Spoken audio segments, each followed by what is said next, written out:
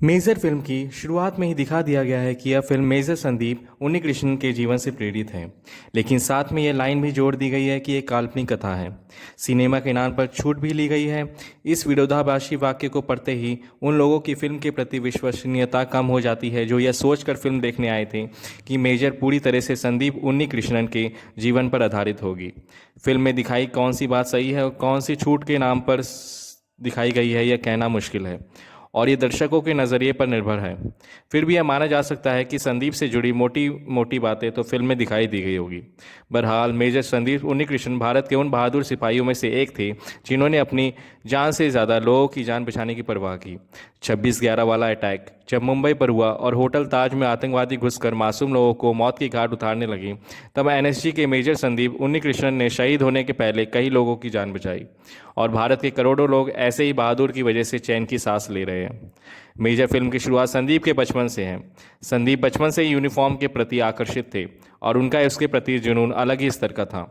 इसके लिए ना उन्होंने अपने माता पिता की सुनी और ना ही प्रेमिका की।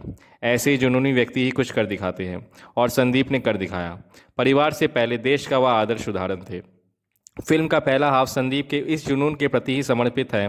कैसे वे नेवी में रिजेक्ट होने के बाद फौज में शामिल हुए, किस तरह से उन्होंने ट्रेनिंग ली, इसके साथ ही उनकी प्रेमी कहानी भी चलती है।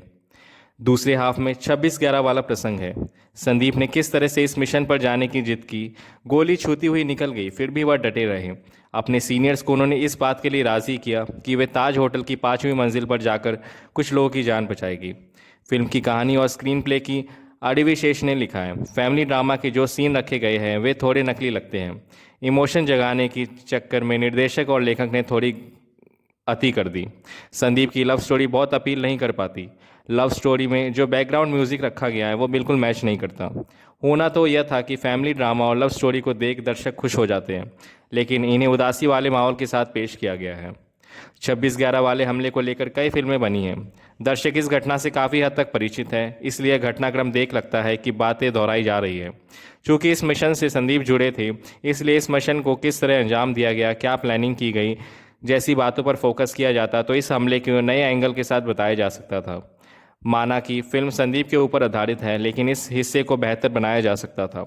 लेकिन फिल्म की इन कमियों पर इमोशंस भारी पड़ते हैं। संदीप के कैरेक्टर के प्रति जो लगाव और सम्मान पैदा होता है वो फिल्म के अंत तक बना रहता है। इससे फिल्म बहुत उम्दा ना होकर भी अच्छी लगती है, क्योंकि फिल्म के जरिए जो बात कहनी थी वो दर्शकों को छूती है। निर्देशक शशिकरण तिक्का का कहानी का प्रस्तुतिकरण अच्छा है। संदीप के पिता के नज़रिए ने उन्होंने कहानी को आगे बढ़ाया है। आरडीवी शेष ने फिल्म की कहानी और स्क्रीन प्ले लिखने के साथ साथ लीड रोल भी निभाया है। वे पहली फ्रेम से ही संदीप के रूप में पसंद आने लगते थे और फिल्म पसंद आने का भी वे भी और बड़ा कारण है। साई एम मंजरेकर, प्रकाश राज, शोभिता धुलीपाला, रेवती मुरली शर्मा जैसी सपोर्टिंग एक्टर कास्ट ने फिल्म के एक्टिंग डिपार्टमेंट को मजबूत किया है। मेजर परफेक्ट फिल्म भले ही ना हो, लेकिन 26/11 के नायक संदीप उन्नीकृष्णन की कहानी प्रभावी है। तो अभी इसका लिंक मैं जल्दी आपको देने वाला हूँ।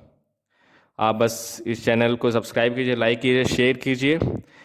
इस चैनल पर बने रहिए। आपको लिंक भी मिल जाएगा, आपको लिंक इन डिस्क्रिप्शन में दिया रहेगा आपको। तो बहुत जल्दी रात में आपको वैसे मिलेगा लिंक ये।